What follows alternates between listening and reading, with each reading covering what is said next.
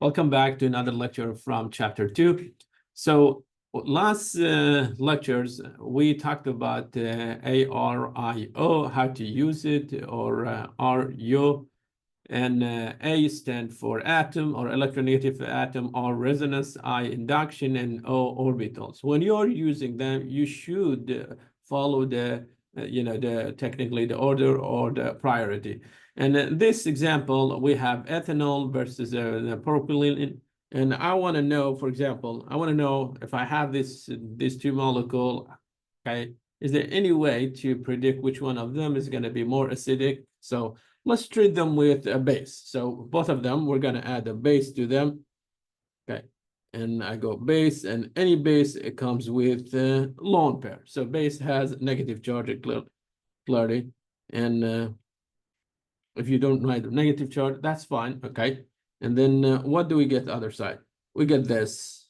Okay. We get oxygen, and oxygen is going to have 3 lone pairs. Okay. Why 3 lone pairs? Because the neutral one already has 2 lone pairs, and oxygen is going to take those 2 electrons, and it will give the H plus to B, and B, it will be neutral, while this one, it will be -1. Okay. Now, where is the negative charge? The negative charge is sitting on oxygen. Now, let's compare it with the second one. The second one is going to give you such a structure. Negative charge, it will be on carbon. Okay, remember, carbon, this carbon, the one I'm going to highlight, that carbon is sp3. The hybridization for it is sp3. Okay, why is the sp3? Because it has also 2 hydrogens there. Okay, and 2 sigma, like in 1 sigma with carbon, and sigma also with the red hydrogens, with the red hydrogen atom. So we do have 2 hydrogens there, and there is a double bond there. Okay, now carbon has a negative charge. Okay, I'm going to highlight carbon. Carbon has a negative charge. If I go with just electronegativity, clearly oxygen has higher electronegativity than carbon. Okay, so electronegativity says oxygen is more capable of handling the negative charge versus carbon. But we forgot one thing. And that's a resonance structure. Carbon is capable of forming this, capable of sharing lone pair with this carbon, and take those 2 electrons and give them to that carbon. And if we do it, this is going to happen. Okay, if we do it, we will get carbon attached to another carbon through a double bond, pi bond, and that carbon is already has 2 hydrogen atoms, so carbon will be active. Now, how about this carbon, the one I'm going to highlight? That carbon has had 2 hydrogen atoms, and those are the 2 hydrogen atoms. Okay, so we're going to show those 2 hydrogen atoms, but carbon accepted a lone pair, and now this carbon, it will be -1. So I got 2 resonance structures. The question is, like, the first one, ethanol has, with ethanol, electronegativity is favoring oxygen. With the second structure, resonance is still telling us that we can have 2 resonance structures. So now I have 2 factors. Electronegativity says ethanol should be more acidic.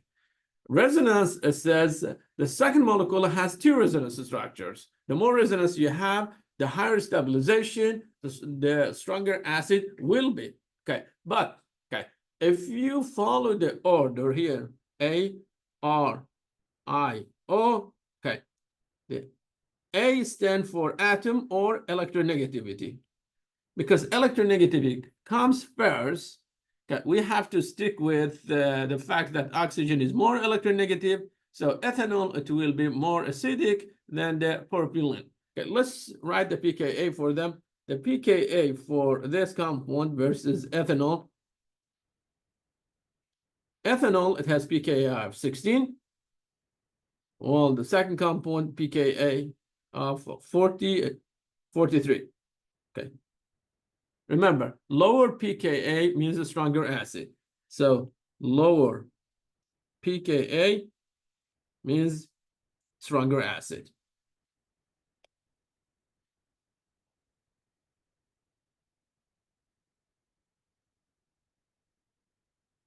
And in this case, ethanol will be the stronger acid. Okay, stronger acid than the propylene. Okay, next. Should I really stick with this abbreviation or RU all the time? Okay, is there any chance maybe it's not going to be correct sometime? Yes, okay, it's a good guideline, but it's not going to work all the time, okay? And this is one example, okay? Carbon has lower electronegativity than nitrogen. So how about this? So electronegativity of nitrogen is higher than electronegativity of carbon. Okay, that means nitrogen is more capable of handling the negative charge. Okay, if I write the chemical reaction, in this case, the base is gonna go after hydrogen, okay, and it will form HC triple bond, and then carbon and carbon, it will have a lone pair or a negative charge. Plus, I get NH3, and NH3 has a lone pair. Okay, remember, nitrogen had two lone pairs and use one of them, so still is going to have one. Okay, let's write let's talk about electronegativity. Okay, on the left side, negative charge is on nitrogen. On the right side, negative charge is on carbon. So I should say, nitrogen is more capable of handling the negative charge than carbon, correct? So technically, this reaction should not move forward, should not happen. That one should not happen. In fact, reaction should go this direction, okay? That means this reaction is not going to happen. That's my prediction based on electronegativity. But then when I write the pKa of this compound versus pKa of the second one, okay? Let me say why the pKa of those two. Okay, this is going to be our acid, okay, because it's giving H, and this is going to be the base. If this is the base, NH3, it will be the conjugate acid. Okay, this is going to be the conjugate base. Okay, now we said in order to predict whether the reaction is going to move forward or not, you have to look to both acids, okay? Both acids. So I already found the acid. This is my first acid, the starting acid, and that's going to be the one we get it at the end, the conjugate acid. Okay, let's write the pKa for those two acids. The pKa of this acid is equal to, I believe, 30-something. 25, sorry, 25. Okay, and the pKa of NH3 is 38. Yes, 38. Okay, clearly pKa of the product is higher than the reactant. And pKa says if you get a product with a bigger pKa, the reaction is going to move to the product side. So pKa is telling us the reaction will move to that side, okay? Why? Because pKa of the product is 38, that's good. Why? Because it's bigger than pKa of the reactant, which is 25. Okay, well, electronegativity says no, this one should not happen. Okay, now, when I want to test whether this one is going to happen or not, which one I should trust, I'm going to run the reaction. Okay, experiment is not going to lie. You mix them and you see you're getting ammonia, and also you get that base. So that reaction in reality is happening. And because it's happening, you're going to trust pKa.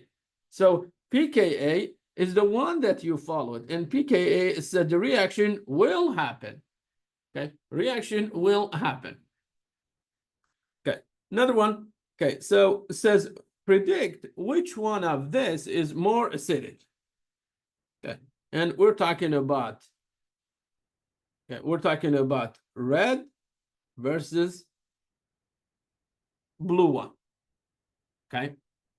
And I'm going to cover this question in next video. So I'm going to pause here and I will see you soon. Thank you very much.